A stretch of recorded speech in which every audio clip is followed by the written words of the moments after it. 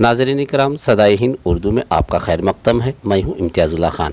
कोविड-19 वबा से बचने के लिए बेदारी मुहिम का आगाज़ करते हुए केआरपुरम वार्ड नंबर 52 के नामजद कारपोरेटर और सामाजिक कारकुन एंथोनी स्वामी ने वार्ड में बेदारी मुहिम चलाई।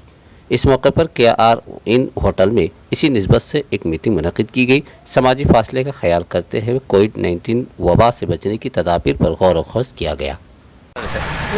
कोविड-19 ಮಹಾಮಾರಿ ಹೋಗಲಾಡಿಸಲಿಕ್ಕೆ ಇವತ್ತು ವಾರ್ಡು ಸಮಿತಿಯಿಂದ ಇವತ್ತು ಎಲ್ಲ ಕಡೆ ಪ್ರಚಾರವನ್ನು ಮಾಡ್ತಾಯಿದ್ದೀವಿ.